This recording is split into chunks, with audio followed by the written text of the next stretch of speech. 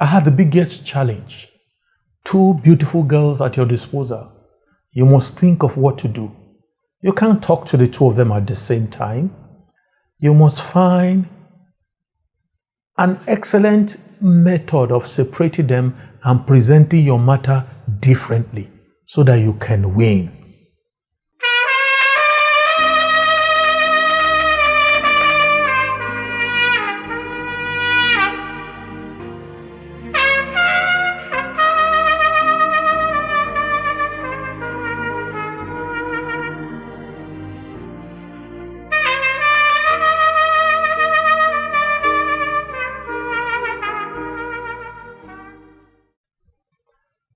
Hello, thank you again for joining us.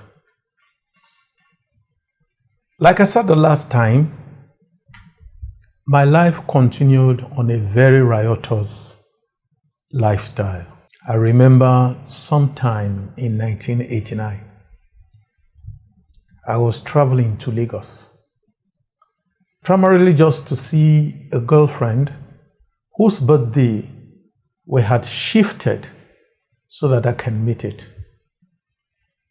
And so I had to leave for the airport, only to hear that the two passenger planes that operated, or airlines that operated that year, was Nigerian Airways and Okada Airlines. And because it was in January that we had a very bad case of harmattan. As a matter of fact, there was a lot of cancellation of flights. But while at the airport, I had gotten myself a ticket to travel by Okada Airlines because they had assured us that they will make it, they will go through and weather the storm. Suddenly, two beautiful ladies walked up to me and said, "Sir, we notice you do not have luggage." I said, "Yes, I do not." And they said, "We notice you are headed for Lagos." I said, "Yes."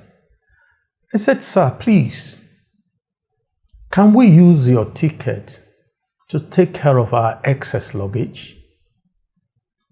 Of course, I agreed. You know, I'm used to going after ladies, but this time they came after me. So for me, it was a plus. So I handed over my ticket to them, and they went and carried out all that they wanted to do. And when they came back to me, I sat them down and bought snacks and drinks. I had the biggest challenge. Two beautiful girls at your disposal. You must think of what to do.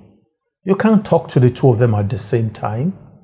You must find an excellent method of separating them and presenting your matter differently so that you can win. While that was going on and we're eating and drinking, suddenly an announcement came overboard and said, "Ladies and gentlemen, we regret to announce that all flights are cancelled. We regret all inconveniences caused." Everyone began to scream and began to curse. I would have joined them, but what stopped me was what one of the young ladies said.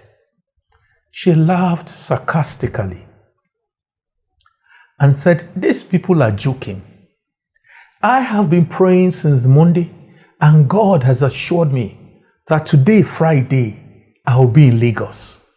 How I will get to Lagos, I do not know, but my God will take me to Lagos tonight."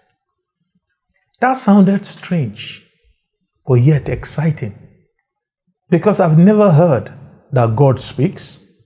I never heard that you could hold on to God for something and get a result. And above all, I never heard that a girl could talk to God and God will answer. You see, I grew up in a background where God will talk to someone who is very high up there, who will now talk to the archbishop, will talk to the bishop, and then he will talk to the priest, They'll call your father and explain things. How can God break protocol and talk to a lady? That was shocking to me. But I had no choice. I decided to hang around. In those days, we didn't have GSM. But permit me to say that she went close to where we were sitting and placed a call to her mom from a phone booth. I deliberately eavesdropped her conversations with her mom. Some of the things I remembered vividly was that she told her mama that she was coming in that evening and that her mom should keep the soup warm because she will yet eat it. That blew my mind. She was too confident about that, and yet there was no hope anywhere. So I became more interested in her. Ladies and gentlemen, shockingly, a few minutes to 8 o'clock that evening, an aircraft roared around the airport and landed.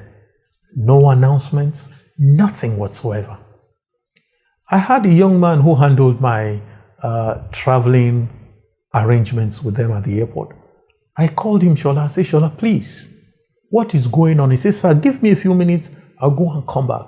He disappears, comes back a few minutes later and says, Oga, it is a Nigerian Airways passenger plane that left Kano, heard there were a few stranded passengers in Abuja, and decided to pick them up on their way to Lagos. I gave him an instruction, say, Shola, I have 2 other passengers with me. I need 3 tickets. Whatever it's going to cost, get it for me. I'll pay for it. Shola left. A few minutes later, he came back with 3 boarding passes, and I sorted him out. And when it was announced for us to board, we got on board.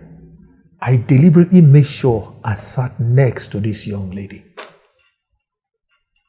I'd like to thank you for your attention so far. You will yet hear more from me.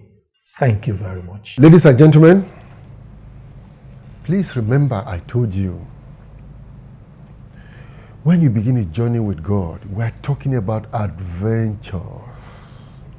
Adventures that will take you places and bring you into situations you could never have put together yourself, however wise you may be. Remember where Victor started telling his story.